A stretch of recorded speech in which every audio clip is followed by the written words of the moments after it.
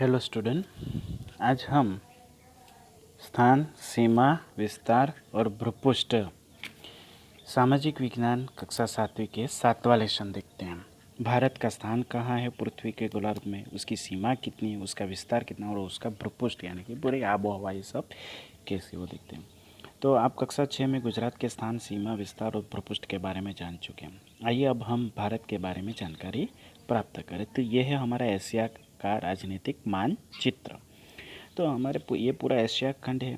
पूरा ये जो कलर वाला सारा है वो ये सारा एशिया खंड में आता है।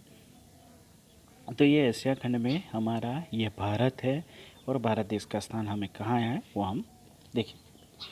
यहाँ दिए गए नक्शे में से भारत संबंधी जानकारी निम्नलिखित स्थानों में भरिए। भारत 8.4 उत्तर अक्षांश से लेकर 37.6 उत्तर अक्षांश तक और 68.7 उत्तर देशांतर से लेकर 97.25 देशांतर तक फैला हुआ। तो एशिया महाद्वीप में भारत का स्थान कहाँ आया हुआ है? तो हम देखेंगे इसमें उत्तर दिशा नहीं दी है एशिया में, तो हम इसको उत्तर दिशा की तरफ मोड़ देते हैं। तो कुछ इस तरह का मानचित्र बनेगा। तो एशिया के ये उत्तर हुआ, ये जो है उत्तर दिशा हुई, ये दक्षिण दिशा हुई, ये पूर्व दिशा हुई और ये पश्चिम दिशा हुई। तो अब भी आपको पता चला कि हम पश्चिम के देशों को पश्चिम क्यों कहें और ये पूर्वोत्तर के देश हैं। तो ये भारत है। तो भारत दक्षिण दिशा की ओर एशिया खंड में दक्षिणी छोर पे आया हुआ है, जिसके तीनों ओर समुद्र की सीमाएं हैं। और अब देखते हैं कि पहला प्रश्न क्या है कि पूर्व में क्या आया हुआ है। तो भारत के पूर्व में चीन, नेपाल, भूटान जैसे देश आए हुए हैं, जो हम देख सकते हैं। ये वाला जापान भी पूर्व में ही आया हुआ है। फिर भारत के पश्चिम में क्या आया हुआ है। तो भारत के पश्चिम का ये देश है, तो ईरान है, जो ये दक्षिण अफ्रीका है, अमेरिका है, लंदन है, ये सारे भारत के पश्चिम दिशा में आए हुए हैं। उत्तर में क्या है। तो भारत के उत्तर में हम ऊपर जाते जाए तो कजाकिस्तान, मंगोलिया, रूस जैसे बड़े देशों की सीमाएं हैं, जिसे रशिया कहेंगे। दक्षिण दिशा की ओर हम जाए तो दक्षिण दिशा में हिंद महासागर आया हुआ है। वायव्य में क्या आया हुआ है। अब देखो, वायव्य दिशा किसे कहेंगे कि हमारे पास 4 दिशा होगा। तो हम जानते हैं कि उत्तर, दक्षिण, पूर्व, पश्चिम। तो वायव्य दिशा में तो ये रही वायव्य दिशा, ये नैऋत्य दिशा हुई, ये ईशान दिशा हुई और ये अग्नि दिशा हुई। तो भारत के वायव्य में लंदन, तुर्किस्तान, ग्रीनलैंड जैसे ये सारे देश आए हुए हैं। तो पता चलता कि अभी आपको ये सारी बातें पता चल गई होगी। ये है भारत का राजनीतिक मानचित्र। ये भारत के पूरे राज्य है। ये जो है इसे टुटक रेखा है वो अंतर्राष्ट्रीय रेखा कही जाती है और अंदर की ये रेखा को राज्य सीमा कहते हैं। और ये बड़ा ऐसा तिलक होता है काला वाला, तो ये देश की राजधानी होती है और ये राज्य की राजधानी होती है। जैसे ये दमन है, यह गांधीनगर है, तो ये गुजरात का पाटनगर है। राजस्थान का जयपुर पाटनगर है, उत्तर प्रदेश का लखनऊ पाटनगर है, मध्य प्रदेश का भोपाल पाटनगर है। इस तरह से ये होता है। अब आगे देखें हम कि उत्तर में कश्मीर से दक्षिण में कन्याकुमारी तक की उत्तर दक्षिण लंबाई लगभग 3214 किलोमीटर है। उत्तर में कश्मीर से लेकर, तो ये उत्तर दिशा हुआ, यहाँ से लेकर कन्याकुमारी तक, तमिलनाडु की कन्याकुमारी तक की पूरी लंबाई कितनी है, 3214 किलोमीटर। जबकि पूर्व में अरुणाचल से पश्चिम में द्वारका तक की चौड़ाई, पूर्व पश्चिम की चौड़ाई 2933 किलोमीटर है। यानी कि ये आया दीव दमन द्वारका गुजरात का, ये दीव के नज़दीक नज़दीक द्वारका है। तो दादरा यहाँ से लेकर पूरे अरुणाचल प्रदेश तक की हम चौड़ाई भारत की देखें तो 2933 किलोमीटर है। भारत का क्षेत्रफल लगभग 32,87,263 वर्ग किलोमीटर है। कितना है कुल क्षेत्रफल भारत का? 32 यानी कि 32,87,263 वर्ग किलोमीटर, जिससे विस्तार की दृष्टि से दुनिया में भारत का स्थान 7वां है। कौन सा नंबर? 7वां। तो दुनिया के सबसे बड़े देशों में भारत 7वें पायदान पे है। भारत का आकार उत्तर में थोड़ा सकरा हो जाता है। ये देखो, हम यहाँ देखते हैं तो ये भारत में उत्तर में थोड़ा सकरा हो जाता है। फिर मध्य में चौड़ा है, तो ये रहा हमारा मध्य भारत। तो इसको देखते हैं तो मध्य भारत में ये पूरा चौड़ाई वाला विस्तार है। और अंत में देखिए कि दक्षिण में वापस सकरा हो जाता है, तो ये पूरा दक्षिण भारत है यहाँ से लेकर, तो यहाँ से भी पूरा सकरा हो जाता है। भारत में कुल 28 राज्य, एक राजधानी क्षेत्र दिल्ली और 6 केंद्र शासित प्रदेश हैं। इसे भी अंडरलाइन करो कि भारत में कुल 28 राज्य हैं, एक राजधानी क्षेत्र है दिल्ली और 6 केंद्र शासित प्रदेश है। अब आगे हम देखते हैं कि क्या है। तो भारत के राज्यों और राजधानी तथा केंद्र शासित प्रदेशों की सूची तालिका के रूप में बनाई है। भारत के जिन राज्यों में से कर्क रेखा गुजरती है उन राज्य के नाम भी नीचे लिखिए। तो ये आपका होमवर्क है।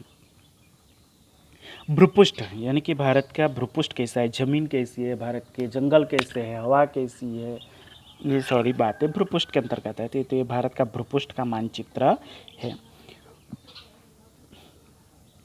जमीन के ऊपरी सतह को भूपृष्ठ कहते हैं, अंडरलाइन करो इसे। भारत का भूपृष्ठ एक ही प्रकार का नहीं है, उसके कई भागों में ऊंचे नीचे पर्वत, कई भागों में विशाल समतल उपजाऊ मैदान है, कई भागों में वीरान रेगिस्तान भी है। तदुपरांत कई भागों में समुद्री तट और कहीं पठारी प्रदेश भी आए हुए हैं। भूपृष्ठ की दृष्टि से देखें तो भारत को 5 भागों में विभाजित किया जाता है। ये इंपॉर्टेंट है कि भूपृष्ठ यानी कि भूमि को देखते हुए भारत को 5 भागों में आवंटन किया जा सकता है। एक थे उत्तर का पर्वतीय प्रदेश, तो ये रहा पूरा का जम्मू कश्मीर, हिमालयन बटालन जो है ये पूर्वोत्तर के प्रदेश कहे जाते हैं, और अरुणाचल प्रदेश है सबको, और ये उत्तरीय प्रदेश है। तो ये यहाँ से लेकर ये पूरा पहाड़ी क्षेत्र है। फिर उत्तर का मैदानी प्रदेश भी आता है। तो आपका जो उत्तर प्रदेश ये सब जो गंगा का मैदानी प्रदेश, सतलज का मैदानी प्रदेश है, तो ये सारा है मैदानी प्रदेश। ये जो गेरुए रंग का दिखते हैं हम, ये पूरा मैदानी प्रदेश है। और एक गेरवा रंग दिखते हैं मिट्टी कलर जैसा, ये पहाड़ी प्रदेश है। और बीच में जो ये ग्रीन कलर हम देखते हैं उसे पठारी प्रदेश कहते हैं। तो मध्य और दक्षिण भारत का पठारी प्रदेश। और दूसरा है कि समुद्र तटीय संकरे मैदानों का प्रदेश, जो बहुत संकरा होता है इसलिए इसको मानचित्र में नहीं दिखाया गया। और पांचवा है द्वीप समूह, तो ये अंडमान निकोबार, ये जो है लक्षद्वीप, ये द्वीप समूह के अंतर्गत आता है। अब देखते हैं कि उत्तर का पर्वतीय प्रदेश, तो हिमालय कोई एक पर्वत नहीं बल्कि 3 पर्वतों की श्रृंखला है, उसे हिमालय की पर्वतमाला कहते हैं, जो विश्व की सबसे ऊंची पर्वतमाला है। उत्तर के पर्वतीय प्रदेश के 2 हिस्से, एक है हिमालय की पर्वतमाला और दूसरा कि हिमालय के पूर्व का पर्वतीय प्रदेश। चीन की ओर के पर्वतमाला महा हिमालय, बीच का मध्य हिमालय और भारत की ओर पर्वतमाला शिवालिक की टेकरियों के रूप में जानी जाती है। भारत में जो हिमालय की पर्वतमाला है उसे हम शिवालिक की पर्वतमाला के रूप में जानते हैं। जो ये पर्वतीय प्रदेश का मानचित्र है यहाँ। अब देखते हैं कि हिमालय की पर्वतमाला क्या है। तो भारत का माउंट गॉडविन ऑस्टिन, जिसे K2 शिखर कहते हैं, ये 8,611 मीटर ऊंचा है। कितना ऊंचा है? 8,611 मीटर, जो काराकोरम की पर्वतमाला में है। हिमालय का नेपाल में आया हुआ दुनिया का सबसे ऊंचा शिखर है माउंट एवरेस्ट, 8,848 मीटर। ये नेपाल में आया हुआ हिमालय का पूरी दुनिया में सबसे ऊंचा पर्वतीय शिखर है। इसके उपरांत भारत के हिस्से की पर्वतमाला में कंचनजंगा 8,598 मीटर, नंदा देवी 7,817 मीटर और बद्रीनाथ 7,138 मीटर आदि बहुत ही ऊंचे शिखर आए हुए हैं। वो किस में आए हैं? हिमालय के पर्वतमाला में। अब हम दूसरा इसका भाग देते कि हिमालय के पूर्व का पर्वतीय प्रदेश, तो ये है मैदानी प्रदेश का मानचित्र। ये हम देखते हैं हिमालय के पूर्व में आए हुए इस प्रदेश का ज़्यादातर हिस्सा पर्वतीय है। यहाँ पतकोई और लुसाई की पर्वतमालाएं तथा दक्षिण भारत में पूर्व पश्चिम फैली हुई गारो, खासी, जैंतिया और नागा की पर्वतमालाएं आई हुई है। ये पर्वतमालाएं ज़्यादा ऊंची नहीं है, तो ये इतनी ज़्यादा ऊंची नहीं है, बस समतल जैसी है। तो ये पूरा पीला भाग जो है वो पठारी प्रदेश और पहाड़ी प्रदेश, उच्च प्रदेश के रूप में जाना जाता है। और जो घेरवा रंग है मिट्टी कलर जैसा, ये क्या है? मैदानी इलाका है। तो हम देखते हैं उत्तर के मैदानी प्रदेश। तो उत्तर के पर्वतीय प्रदेश के दक्षिण में आए हुए प्रदेश की रचना हिमालय में से निकलने वाली बड़ी नदियों और उनसे मिलने वाली नदियों के कांप मिट्टी से हुई है। मतलब बाढ़ के समय जो मिट्टी बहकर नदी से आती है वो एक जगह रुक जाती है तो वहाँ मैदान बनता है, उसे कांप का मैदान कहते हैं। यह मैदानों का प्रदेश उत्तर भारत के अधिकतर विस्तार में फैला हुआ है, इसलिए वह उत्तर का मैदानी प्रदेश कहलाता है। इस मैदानी प्रदेश की गिनती दुनिया के नदियों द्वारा बनाए गए बड़े मैदानों में होती है। नदियों का समतलीय मैदानी प्रदेश भारत का सबसे समृद्ध और घनी जनसंख्या वाला प्रदेश है। तो यह है उत्तर का मैदानी प्रदेश। यह उत्तर का मैदानी प्रदेश ये पूरा, यहाँ बहुत घनी आबादी रहती है और सबसे उपजाऊ भी है ये मैदानी प्रदेश। अब आगे देखते हैं हम कि यह है भारत का नदी और सरोवरों का मानचित्र। तो ये भारत के नदियों का मानचित्र है, कौन सी नदी कहाँ से निकलती है। और ये जो लाल कलर के हैं वो सारे सरोवर है। देखो ये सरोवर है, ये पुलिकट का सरोवर है, चिल्का सरोवर इधर आया है, ये रहा चिल्का सरोवर। यहाँ हिमाचल प्रदेश का नैनीताल का सरोवर है, ये जम्मू कश्मीर के दाल झील, ये सब इधर है। और ये जो ब्लू कलर की लाइनें खींची गई है वो नदियाँ हैं।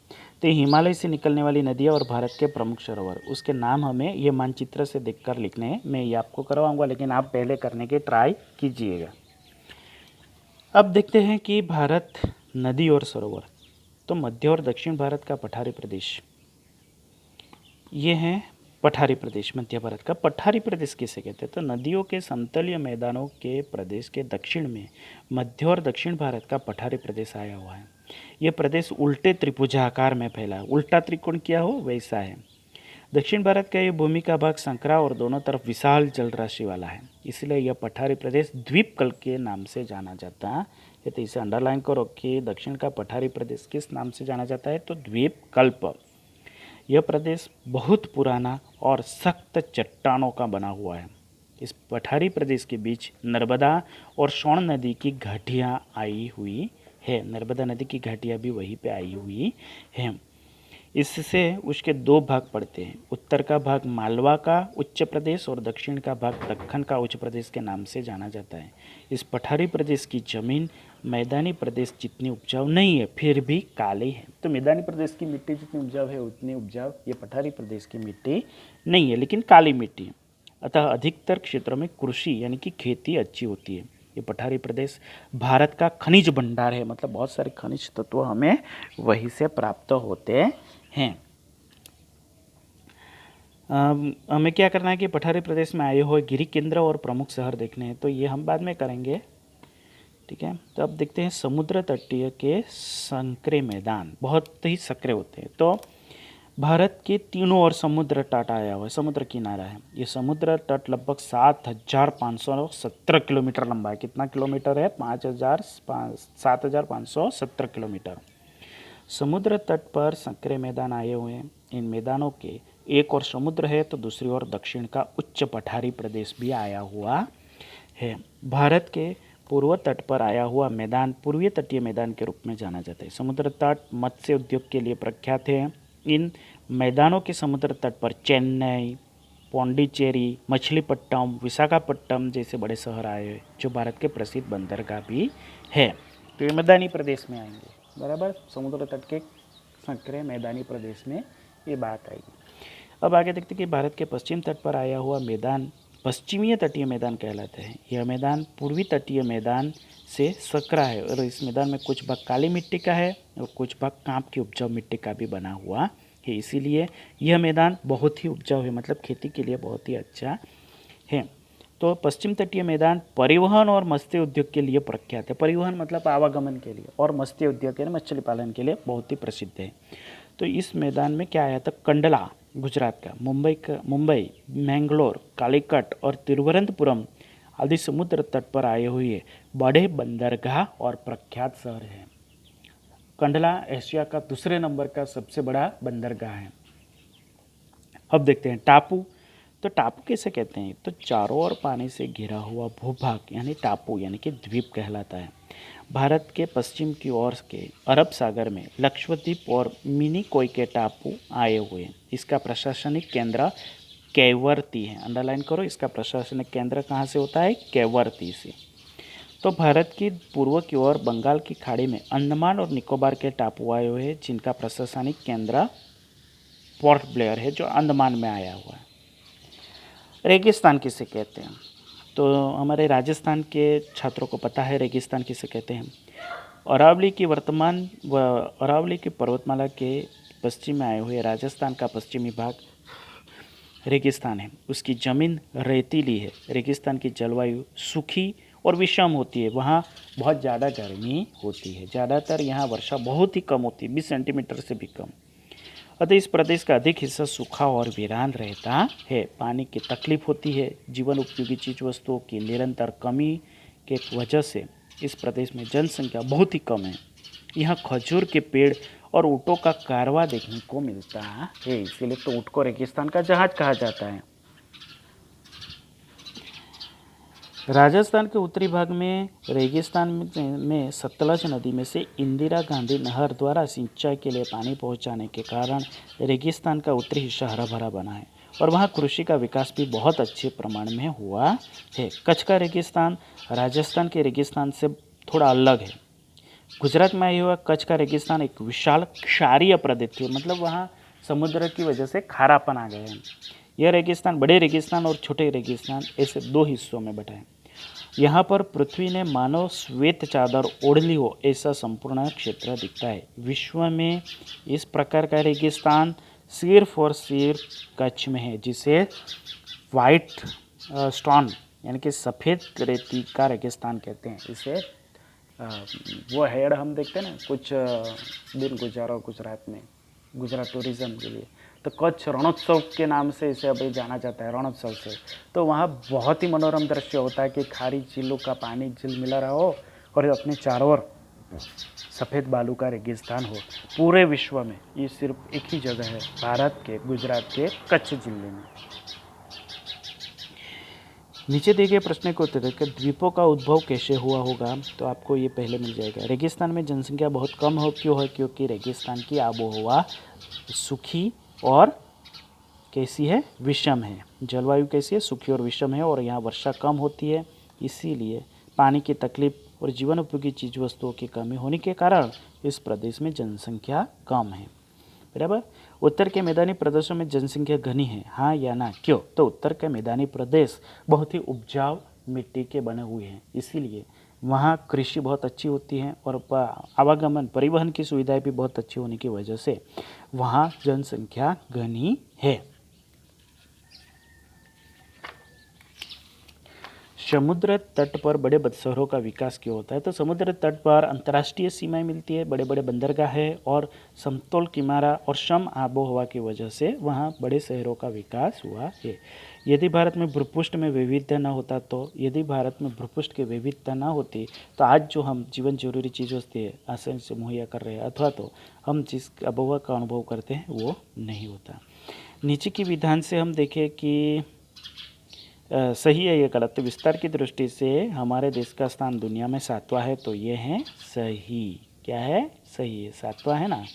भारत में स्थित हिमालय का सबसे ऊंचा शिखर माउंट एवरेस्ट है। देखो, माउंट एवरेस्ट भारत में नहीं आया हुआ है, नेपाल में आया हुआ है, तो भारत का कौन सा है? K2 शिखर है, इसीलिए ये गलत है। यदि यहाँ दुनिया का पूछा होता तो हिमालय का माउंट एवरेस्ट सही होता। बराबर। मध्य और दक्षिण भारत के पठारी प्रदेश को भारत का खनिज भंडार कहा जाता है। सही है, क्योंकि वहाँ बहुत सारे खनिज तत्व मिलते हैं। भारत में से मकर रेखा गुजरती है, तो ये गलत है। भारत में से कर्क रेखा गुजरती है। कच्छ का रेगिस्तान खूब रेतीला है, ये गलत है। कच्छ का रेगिस्तान खूब रेतीला नहीं है, वहाँ भारत भी है। भारत के किसी एक राज्य के बारे में सचित्र जानकारी पुस्तकालय अथवा तो इंटरनेट की मदद से एकत्रित कीजिए। थोड़ा ये भी देख लेते कि कन्याकुमारी से विषुववृत्त लगभग 800 किलोमीटर दूरी पर आया हुआ है। भारत के समुद्री तटीय मैदानों के दो भाग में है, पूर्वीय तटीय मैदान, पश्चिमी तटीय मैदान, और पर्वतों के संदर्भ में लघु हिमालय, मध्य हिमालय और बृहद यानी कि बड़े हिमालय में बांटा गया है। तो आशा है कि आपको ये समझ में आया होगा। आप आने वाली परीक्षा में ये अच्छी तरह से लिख पाओगे।